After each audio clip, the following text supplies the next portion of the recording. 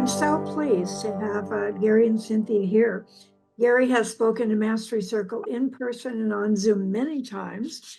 The first time was around crop circles, and that was in person, and he was a huge smash hit with the group at that time. Gary now is the founder of Jungian Online and Jung Academy, featuring personal growth live video courses. He completed a bachelor's degree in philosophy at University of British Columbia, Canada, and a master's degree in Jungian-oriented counseling psychology at Pacifica Graduate Institute. He speaks and gives seminars internationally, is the author of the Jungian psychology bestseller, Knowledge in a Nutshell, Carl Jung, which I would attest is the best book I have ever read as an overview of Jung psychology. So, Cynthia, both Cynthia and Gary are dear friends of ours. I'm so pleased she's here. Cynthia has a PhD and is an executive leadership coach, organizational transformation consultant. Her educational background includes degrees in physics, business administration, and human systems. Her corporate experience includes nearly 30 years in aerospace engineering, project management, and strategy development. After extensive Jungian analysis, she began incorporating the principles of synchronicity and symbolism from dreams and mythology into her coaching practice. Dr. Cavalli is passionate about the deep interconnectedness of all things and offers seminars and workshops, weaving together insights from complexity science and ancient wisdom tradition. She strives to facilitate personal and organizational transformation and help people navigate disruptive life events through deep inner work. And I would just say personally, with that kind of background, I would have expected kind of more of a mental, intellectual person. And I meet her with this deep, just a deep, compassionate psychology. So I'm just so happy to introduce both of them. So Gary and Cynthia, take it away. Hi, great to be here. I was very lucky to see some of you in person not too long ago, so I'm very happy about that, including Mary Grace and Sam. Great to see you too, and Nita at their house. And I also was very lucky to go on my own little Dana adventure to the Getty, and we ran into David Hayen there, and some of you were on that day with us, which was super great. So I can attest to the fun of the Dana trips. I really, really enjoyed my time there. Cynthia, do you want to come on and just say hi before I get us going? I just wanted to say thanks, Mary Grace, for that lovely introduction, and I'm looking forward to diving into our material. It couldn't be more perfect with all the setup that we had. Everything that people just talked about spontaneously really aligns with our material.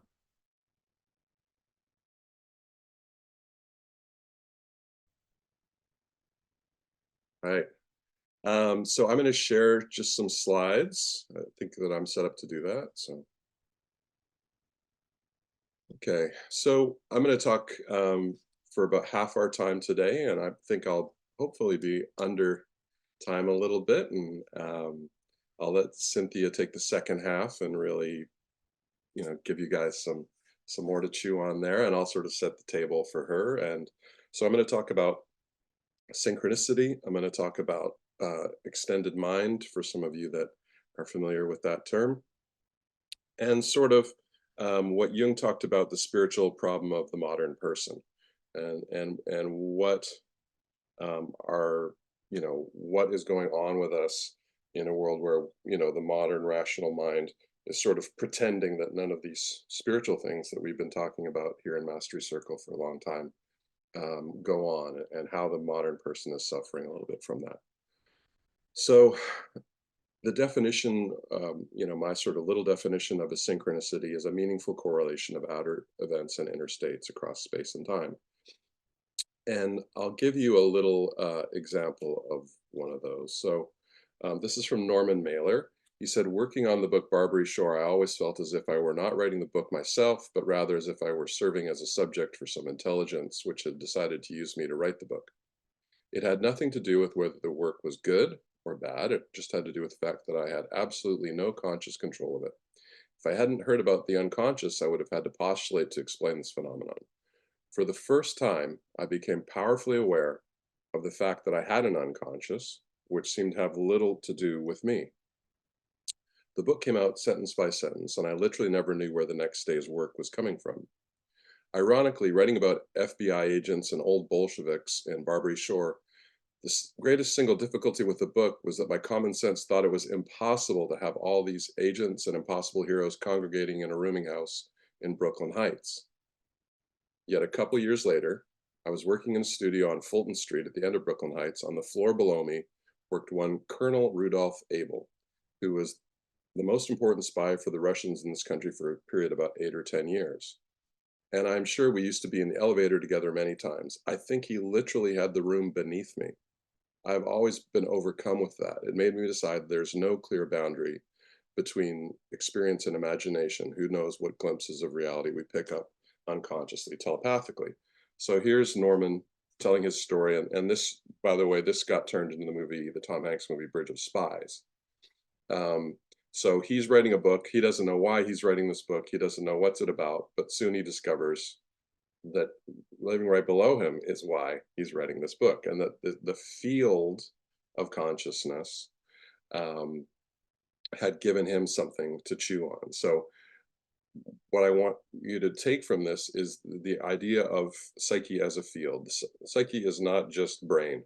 Brain is part of psyche, or part of your experience of psyche. Maybe you're a receiver, you might want to think about it that way, but that psyche is a field. And I'll just give you a couple little examples of this. So for me, when I look at starlings murmurating, to me that is just very obviously literally a field. And when scientists have looked at those, birds flying like that or fish schooling like that, I believe that, I've heard studies of both groups where they talk about the calculations that these little tiny bird brains and fish brains would have to make to do all this is just beyond. It's not possible to do all the calculations to move in that way together.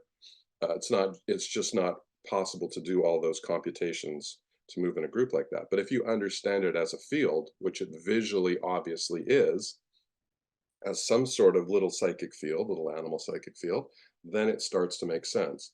And that's part of how I want to introduce you to think about psyche, whether it's synchronicities or, Norman Mailer's experience of being driven through the creative impulse to pick on something below.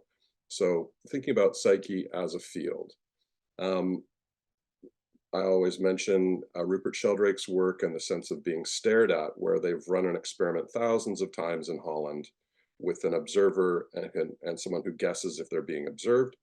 And the results are 55% of people can accurately tell, 55% of the time. That's a hugely significant number statistically. And for those of you, we've talked about these books here before, but for those of you that haven't, I suggest checking these books out. And in particular, the sense of being stared at. He catalogs not only those kind of experiments, but other experiments like card guessing and telepathy and the academic studies of those. And there definitely is tons of objective evidence for the extension of consciousness beyond the brain. But of course, that's very difficult for our rational-minded culture to accept. And so part of the division and the struggle of our time is that, we have this evidence, but we don't want to look at it, right? So the spiritual problem of the modern person is this split. I also want to point out something about synchronicity that people often miss. So this is a quote from a teacher of St. Thomas Aquinas from almost 1,000 years ago. He says a certain power to alter things indwells in the human soul and subordinates the other things to her, particularly when she is swept into great excesses of love or hate or the like. For a long time, I did not believe it, but I found the emotionality of the human soul is the chief cause of all these things. So feeling plays a role in synchronicity in the world, whether that's, you break up with someone and you run into them, or you have something like that, or the mom who knows when the child is in danger on the other side of the world on some trip. Jung said the same thing. Synchronistic phenomenon occur for the most part in emotional situations, for instance, in cases of death, sickness, accident, and so on.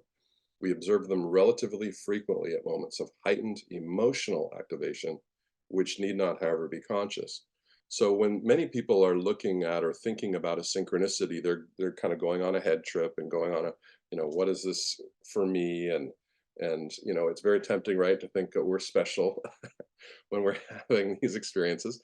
But I have a lot of you in little tiny synchronicity sometimes, and I just think part of it is it's just that little tap. It's just that little something going, we're here, we're still here. That there is something more going on. And there's a very famous story that some of you will remember, Rick Tarnas telling at the symposium that we had in Joshua Tree in 2014, where he was in a meeting about whether a paper should be published. And his position was that no, it shouldn't. It wasn't a paper of his, it was someone else who had passed. And they were going back and forth. And in the course of the meeting, Jung looked at his watch that had just been to the, of course, Swiss watchmaker to be all, tuned up. And he realized that his watch was 5 minutes off. And this is him in his 70s or 80s.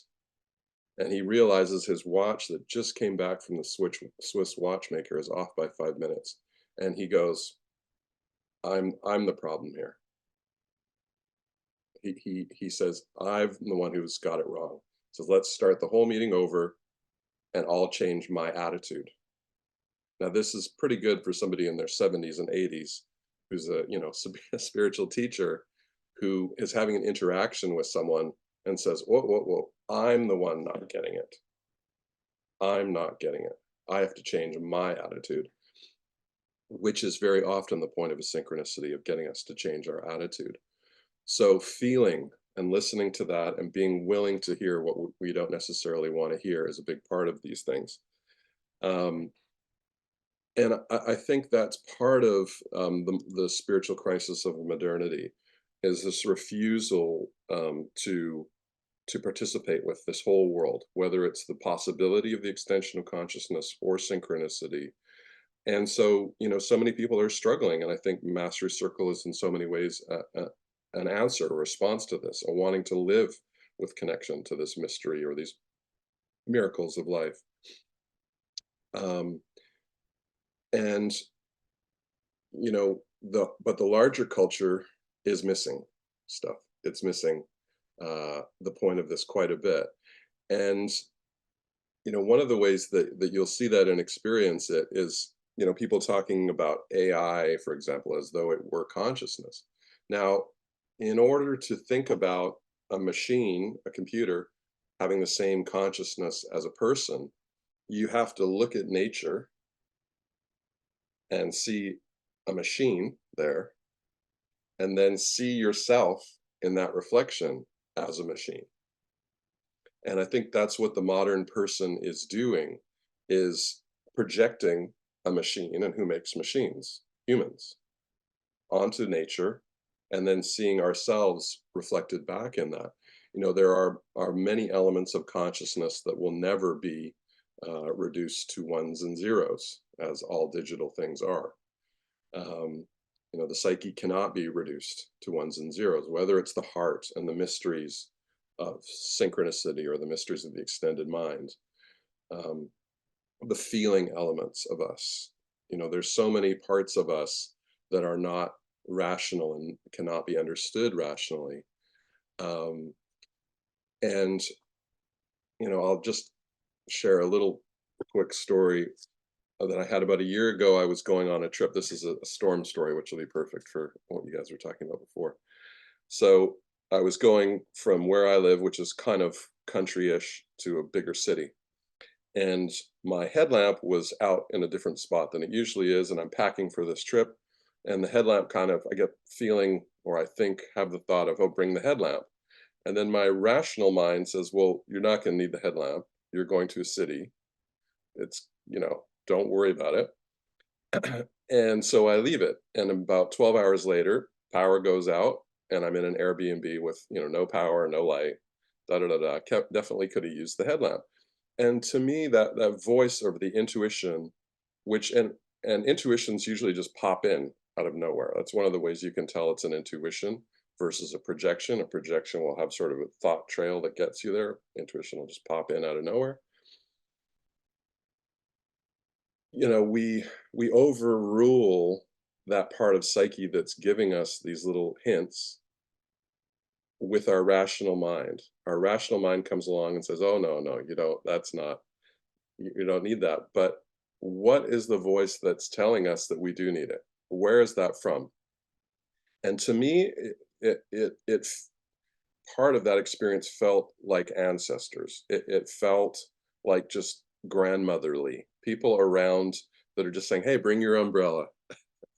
This is not highfalutin, grandiose stuff. This is a field of energy that is concerned for you, that wants you to be okay. And another example I'll give, recently, somebody I'm very close to was traveling and returning to Montreal, a city in Canada. And when they're sitting down, getting ready for the flight, the couple in front of them, there's a switch around and someone wants to sit with someone else. And so they switch and she ends up with a seatmate beside her that wasn't supposed to be there. Well, the seatmate and her start talking. And it turns out that they had both been caregivers for someone who had passed in the last couple months. And the seatmate, it was her father that had passed.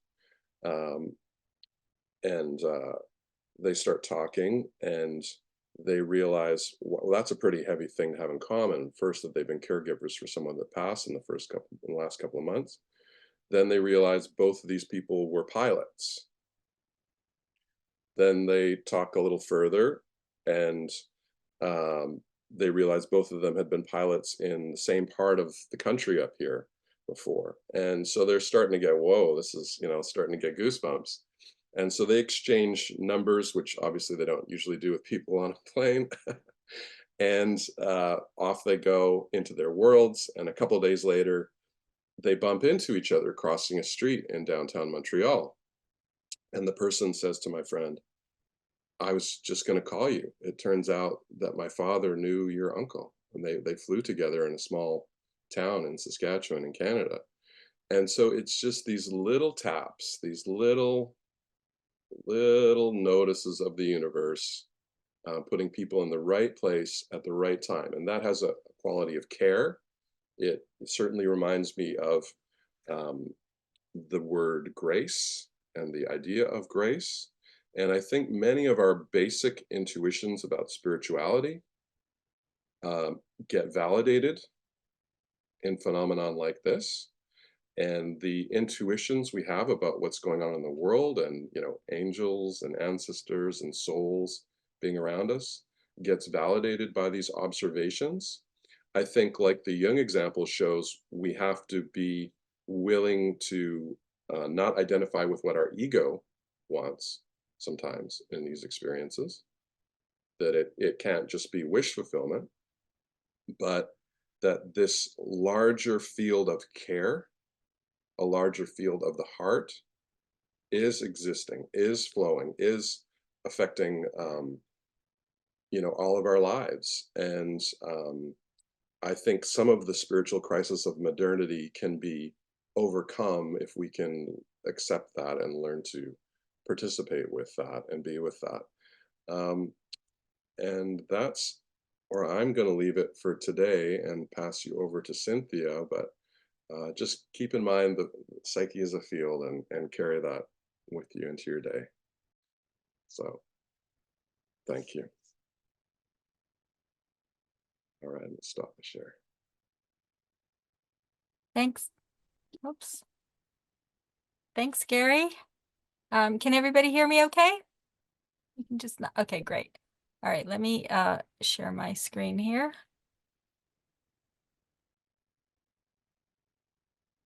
I had some technical difficulties earlier, so let's see if is it going into there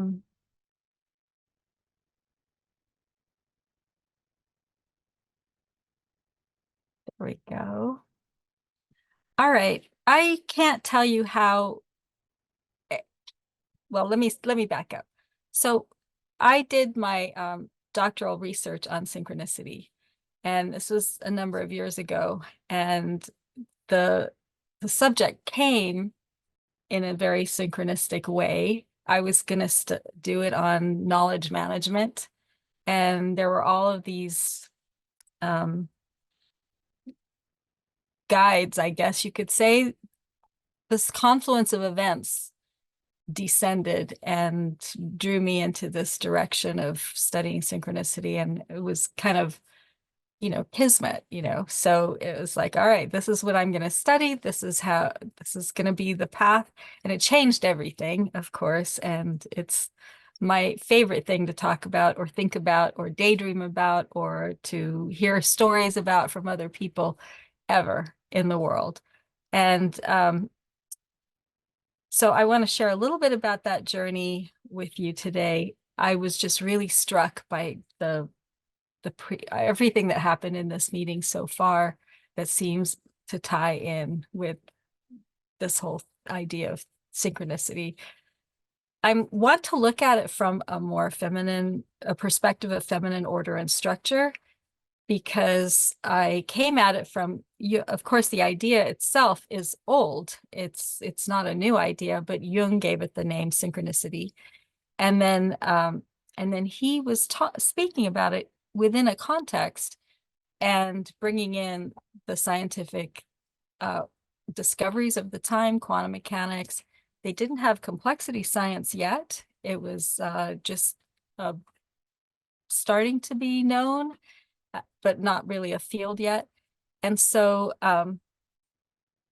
he used the language, the scientific language of the day, and he was trying to bring something, the subject of synchronicity, into that context of into that scientific discourse, something that was maybe not regularly considered scientific. I'm showing here this picture of the let me just clear my view here. This picture is an alchemy woodcut, and it represents the way that the old alchemists saw nature as an elusive woman whom they groped after rather blindly. And this is in contrast with others like Sir Francis Bacon, who felt that you had to, you know, be aggressive with nature, and you had to pressure her and put her on the rack, so to speak, so that you could press out of her secrets. And that attitude that Bacon had persists today, and you can see it in the industrialization of our scientific world, our technology, our advances, and the way that people treat animals in, you know, factory farming, things like that. And you had the whole range of alchemists and how they treated nature and how they experienced and related to nature. Meanwhile, Jung had this other experience of nature, a more what I would call feminine approach to it, but he was speaking to a scientific audience. So a lot of his studies reflect that. And he said, and this reflects his inner attitude: in all chaos, there is a cosmos. In all disorder, a secret order. This is an image from the James Webb Telescope, the largest structure in the universe. It's a gigantic supercluster consisting of 830 separate galaxies, which are inside the 4 connected galaxy clusters. I mean, it's just mind-boggling if you look at the macro level and then recognize at the micro level how interconnected our universe really is. Now, I'm not going to go over these. I put these in just in case Gary didn't have a chance to cover them. These are really basically how Jung went about describing synchronicity within the context of the scientific paradigm. You know, very orderly, very systematic, looking at, okay, these are the elements, these are the central elements of synchronicity: time, causality, probability. I won't cover them now. I'm just guessing that you're probably familiar with them. Jung felt there were two ways that reality was ordered. The causal, which is the predominant understanding in the West of how reality is ordered. It's a very time-bound material physicality. And acausal, which is predominant in the East. And it's atemporal connections, and you can detect it by pattern matching, equivalences, and meaning. And these fall across the spectrum. But for now, I want you to just allow yourself to recognize the way that these two different approaches to experiencing reality feel. And I'm really trying to create a bridge between Jung's conception of synchronicity and a, excuse me, more feminine felt experience of those same dynamics. And here's the picture Gary shared also. And this exemplifies for me the feeling of feminine structure. And I like the quote from Hippocrates that describes this. He says, there is one common flow, one common breathing. All things are in sympathy. The whole organism, each one of its parts, are working in conjunction for the same purpose. The great principle extends to the extremist part, and from the extremist part, it returns to the great principle, to the one nature, being and non-being. And this clip captures that idea for me. And my cat decided to sit here and watch it too. She's mesmerized by the birds. Also, along these lines about feeling this difference in approach, these distinctions that I've listed here were taken from Patrick Harpur's The Secret Tradition of the Soul. And you can and we're just speaking metaphorically, using the term spirit and soul. They're symbols of something else. And you'll we all have both of them. We need both of them. But our culture is heavily weighted in favor of spirit and the masculine. So that's on the left side. On the right side is the soul way.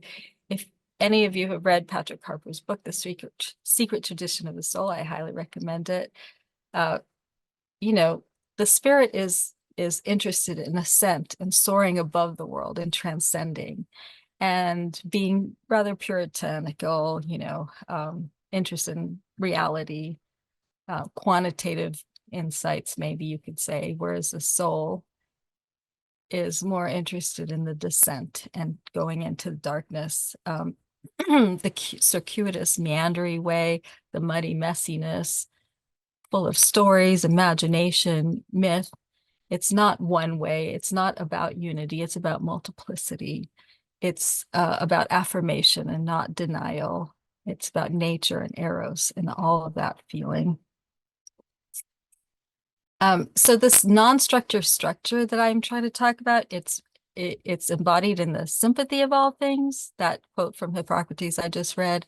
Also, some of the quotes come from the Tao and the Tao Te Ching, things that like to happen together. The Tao never does, yet through it all things are done. This kind of non-doing, doing. Heaven's net is wide, the meshes are coarse, yet nothing slips through. So here's a little bit of the story of how I came to experience this goddess of meaning. The goddess of meaning is the name that I give to this aspect of objective meaning, which is the principle of interconnectedness, meaningful interconnectedness in the universe that was at the heart of Jung's idea of synchronicity. And this is an image that a friend of mine took of the night sky. And I found that I really needed darkness and quiet to apprehend this. And I was wrestling with my research data for the synchronicity data analysis. I had all these stories and I couldn't figure out what the themes were. And I could not use my cognitive mind at all. It was completely useless. And I just doodled. Everybody had to be asleep. My husband had to be gone to bed. He couldn't be asking me about Costco or, anything like that. And around midnight, our cat, who adopted us from the neighborhood, would show up at the back door and come in and sit next to me. And I'd sit next to the computer, and he'd put his paw on my arm, and he would kind of doze, half awake, half asleep. And then I would I didn't know what I was doing, really, honestly. And I would just sit there and wait. And I began to realize that actually that stillness and that quiet was full of beings, that I wasn't really alone, and I could regulate the depth to where I went.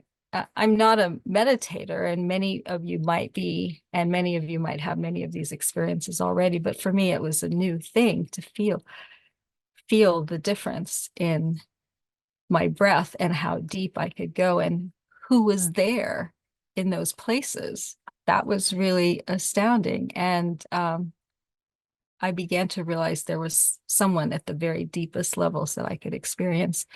It was someone, and it made it easier for me to articulate these places and personify them. I think that was important. So this is kind of how I came to know. I began to call her the goddess of meaning. She started showing up. I realized she's someone who's been there all along, but I couldn't know her as a separate entity. I didn't understand how she was different than other goddesses because I didn't yet have the understanding of her nature necessary to make such distinctions. So she showed up wearing their faces or looking like other goddesses, and I had to be able to recognize her in them or as them. And then only after I went through this journey did I become aware of this principle of meaning and objective meaning and its role in shaping the universe. And then I was able to catch glimpses of her maybe as a separate being. And it was fleeting at first, disappearing when I tried to catch hold of it. But it was just a real experience. And this is my attempt to honor that experience of her. Now, in the story that Gary told about the Barbary Coast, where Norman Mailer had the spy living under him, but had no idea that's who was living there. And yet in his imagination, it was full of these spy adventures. Why does that happen sometimes and not all the time? Right? I think that's a valid question. I think that's a question that maybe scientists ask us. Let me make sure I'm okay on time.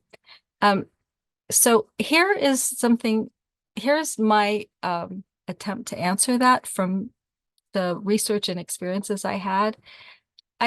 I have this picture of the trees and then this kind of rhizomatic stuff happening below.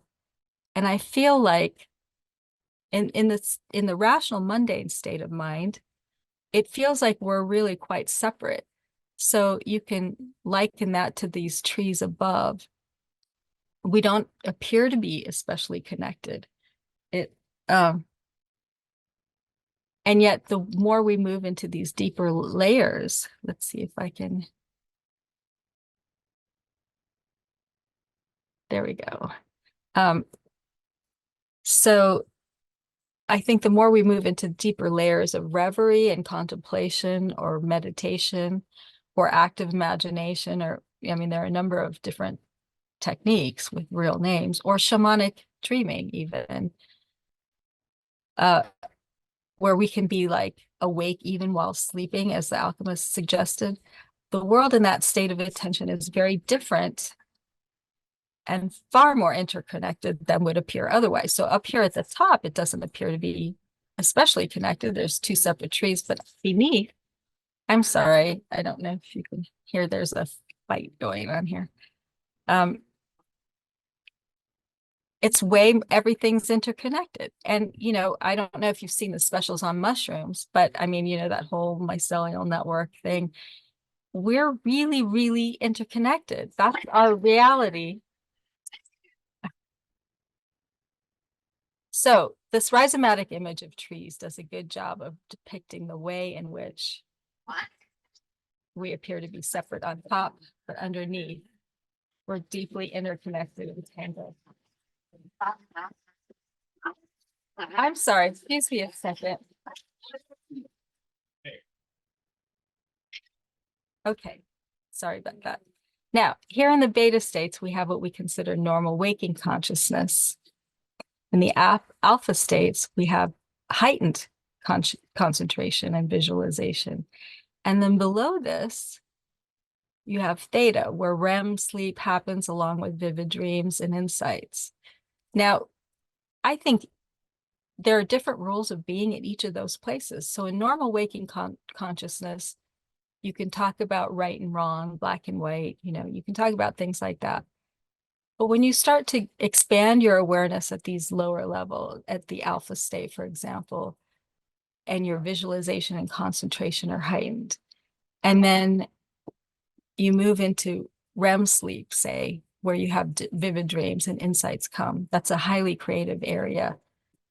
The kind of information that comes forward is different.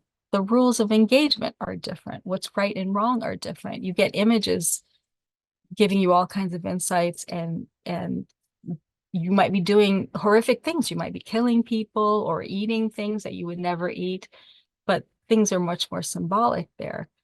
The rules are different there. When you go into deep, deep dreamless sleep, there's a deep state of relaxation. And then when you get to delta, you can have a loss of body consciousness. But then above, let's see if this comes up, above and below the beta and the delta,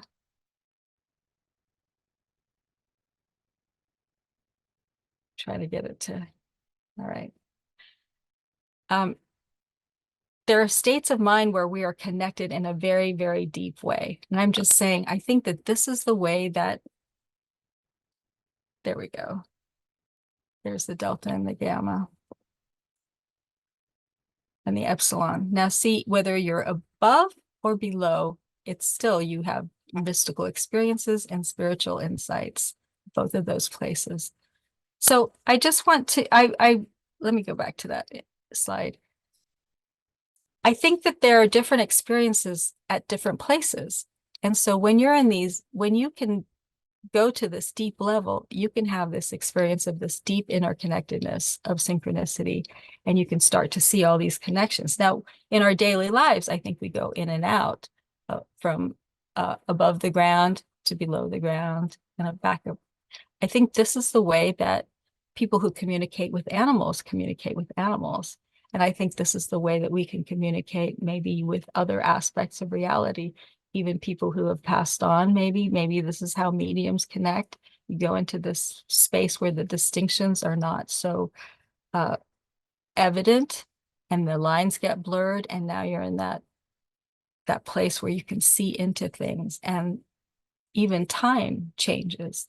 The past and the future aren't so distinct and separate. Now you can start to get glimpses into the future. I suspect that that's what's happening there. And I want to just propose that that would be a very helpful, holistic way to live. Many of you probably already live that way. There were two important tools of this feminine approach. One is imagination. And your imagination is kind of like your passport to other places. It's where new ideas come in. And what I find is that there are things that happen that can steal imagination. One is certainty. If you know for sure something's happening, your imagination feels like, okay, well, I have no place to go. If you're in a rush all the time, when I'm in a rush, I have less imagination. I feel put upon, and then I'm not in the deeper state where I have the bandwidth to consider other options. This kind of modern approach where there's a kind of a rejection of the irrational. we are irrational beings. I mean, nature has or you could say non-rational foundation to it. Over attention to the rational, these are all things that seem to close in our ability to access these other perspectives that are really part of being in this universe, I would say. So I would just want to offer that we pay attention to what closes down our imagination and learn to feed those avenues of imagination so that we're better equipped to deal with the day in an imaginative way. So this is my last slide, and I have a quote from the Tao Te Ching there. I love this image. My husband found it online. It is how it feels to me. This aspect of meaning, objective meaning, embodied as a goddess or personified as a goddess. I'll read a little bit about just kind of encapsulating what I said. I got a little thrown by the cat fight that I think you probably could hear. And then I'll close with the Tao Te Ching quote.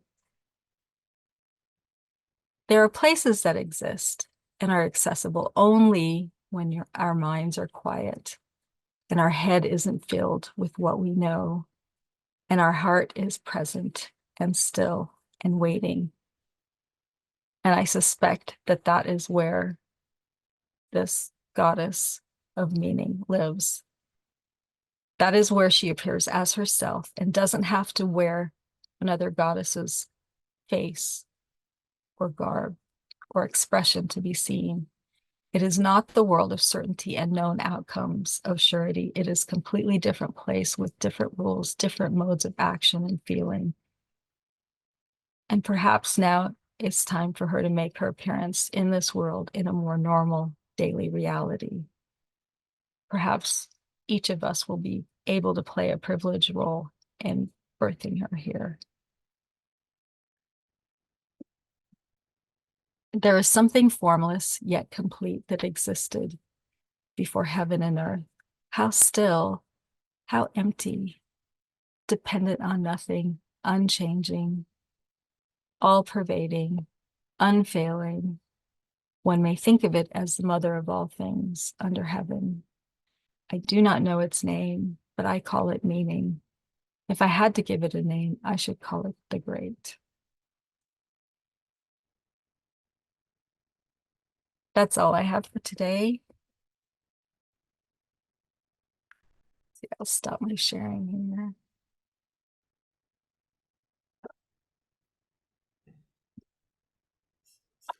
I don't know what comes next. Do we open to questions? Yeah, that's a good idea, and we have about 6 minutes for it. Oh, sorry about that. Questions, anybody? Diana, please. Well, this brought up a memory of a morning, 3:30 in the morning, when my husband was before he passed, and I had to drive to San Diego, which was 120 miles away, by myself. And Lexi decided to come with me, and he watched me getting ready to go. And I walked to the closet and I pulled out extra clothing and threw them in my bag. He said, "Why are you taking extra clothes?" And I did it without thinking. But on the way there, I had a flat tire in San Onofre where there's no help at all. There's no gas stations or anything. And Lexi got out of the car in the pouring rain and was able to change the tire. You know, this has happened so many times, like out of the blue. There's just this knowing that comes up. And you talk about being able to culture that or live in that state of receptivity. I think this is one of the most interesting discussions we've ever had. And I love this so much. And I'm going to send Mary Grace a story of the biggest synchronicity I ever heard of. And I hope we can continue this in some way. Yes, Diana, thank you very much. In fact, I'd like to follow up on your suggestion that we have a meeting where we can share synchronistic experiences that we've had. I think we'd find that Mhm. fascinating. Yes. And we can start with yours. Okay. Great. I think Mary Grace, if you're hearing that, that would be But Sam, no, I marvelous. am Sam hearing had that. I think it's a wonderful idea. Yeah, I think ask Cynthia, Cynthia. go ahead. Yeah, I wanted to ask Cynthia on the last screenshot on the right-hand side, was that something you wrote? On the right, what was appearing on the slide? No, Side of that's the screen, it was more lengthy than what was on the left. Wasn't a screenshot, it was, oh, could you see? I don't know what you could see. it the- was your, there note. is- It was my your notes? notes. Yes, Yeah. my notes. Oh, sorry, you weren't supposed to see that, but yes, that Oh, you- that was something I wrote. Yes. We were actually following along with you as you were reading. We were reading Yeah. your notes, so kept you on track there. Yeah. Tim has his Anyway, hand up. beautiful, beautiful, thank you. Thank you. Thank you. Yeah, Cynthia, wonderful presentation, and I loved all the hurts as you're going down into deep sleep and so forth. Do you do lucid dreaming? Have you practiced that? And has that led to some of the insights you've had at those various levels?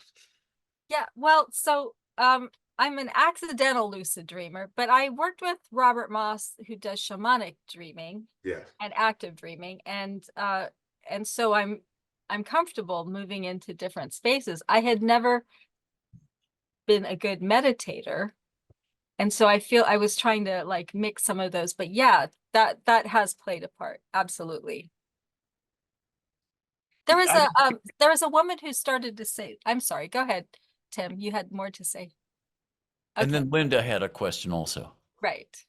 I am part of a Sangha. It's a group that we go and we meditate, but I do it on Zoom now. But before COVID happened, I remember going there and a book downloaded for me, and I came home and wrote it. I didn't even think about it. It just came. So I understand that. Yeah, yeah. I understand that. Nita, please. I just want to say, I put a note to you.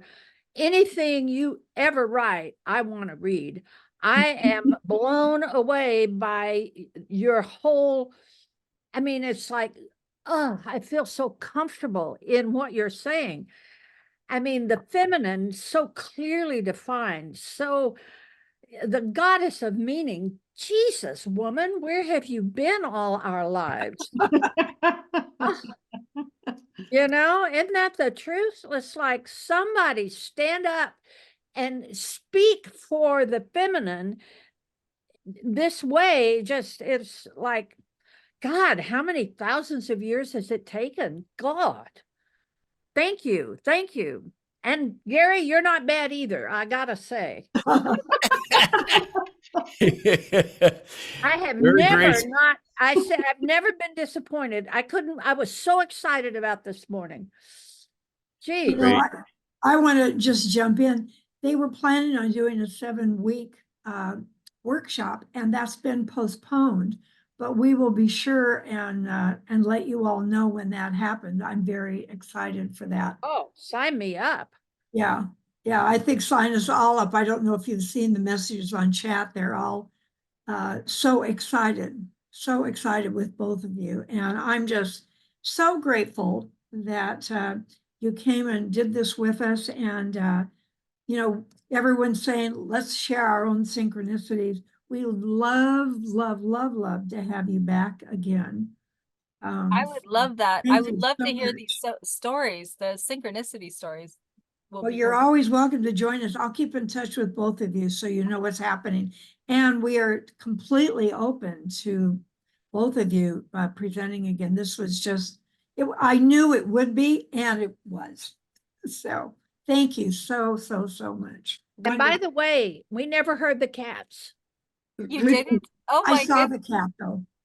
Well, they pushed the door open. They're not supposed to be in here at all. They pushed the door open, decided to have a huge fight right here. Oh, what is happening? Synchronicity. I Yeah, know. There you go. That's great. Well, thank you so much, both of you and everybody participating here. Wonderful. I'd love to pick this up again. That was Thank you. Hey.